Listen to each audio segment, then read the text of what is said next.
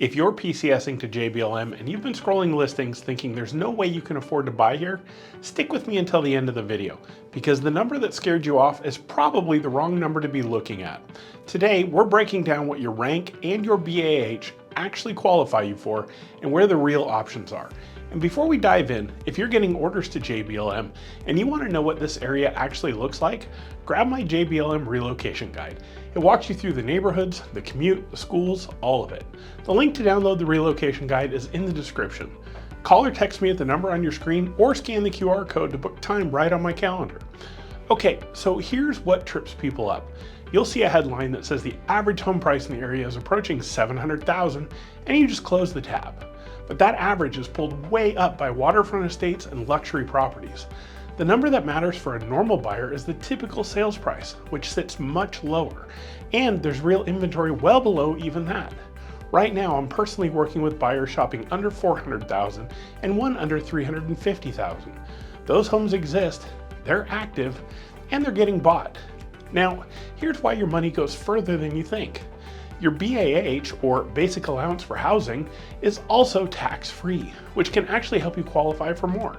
Lenders are sometimes able to count it as worth more than the dollar figure because you're not paying tax on it.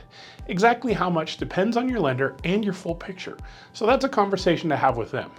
On top of that, the VA loan is one of the strongest products out there. Zero down payment, no private mortgage insurance, competitive rates. A civilian earning your same gross number usually can't touch what you can. And the timing helps.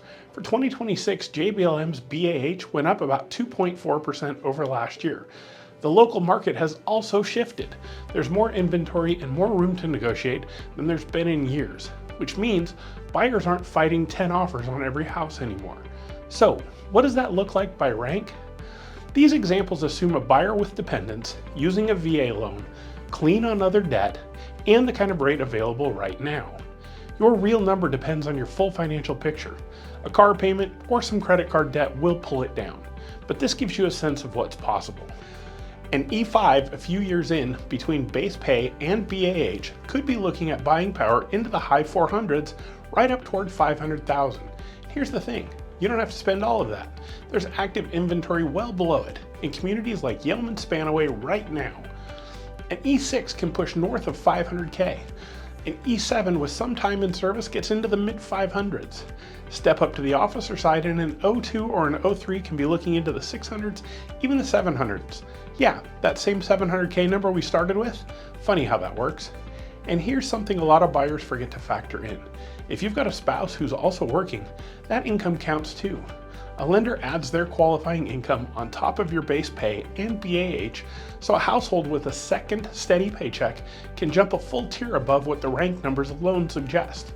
That E5 we just talked about, with a working spouse, that household can climb well past 500,000 into a whole different set of neighborhoods and home sizes. If both of you are earning, make sure your lender is counting all of it. And if you want to know your real number, not a guess, your actual buying power, let's jump on a quick Zoom. My lender and I will hop on together and run the numbers for your specific situation. Rank, BAH, spouse income, any debt, all of it. Call or text me at the number on your screen or scan the QR code to grab a time on my calendar. Location is the lever that makes the budget work. Closer in areas like University Place and Puyallup run higher, but push out a little, Yelm, Spanaway, Graham, or Lacey, and the same budget buys more house, often with a yard and a garage, still inside a reasonable JBLM commute. A condo or townhome can also be a smart entry point if you'd rather buy now and build equity than keep renting. Now here's the part I really want you to hear, because this is bigger than just one house. This is the start of your real estate empire. I've got clients who buy a home at every duty station, and when they get orders to move, they don't sell, they rent it out. Then they do it again, at the next base. Fast forward a full career, and they're sitting on a handful of properties, all building equity, all generating passive income for retirement. You're gonna PCS anyway, why not let every move add another asset to your name? And if you already own a place at your current base, and you're wondering whether to sell it or turn it into a rental when you move, that's exactly the kind of thing I help service members think through. I recently did a video on this exact topic, so check that out right up here. There's no one-size-fits-all answer, and it's worth a real conversation. And if you do decide to sell at your current duty station, I can refer you to a great agent to walk you through it where you're at right now. Call or text me at the number on your screen, or scan the QR code to book time directly on my calendar. Whatever stage you're at, don't assume you're priced out of buying your JBLM until you've run your actual numbers. Your rank, your time in service, and that tax-free BAH probably stretch further than the headlines make you think. And finally, if you want to know some of the top neighborhoods around JBLM, check out the video on your screen right now. Catch you at the next one.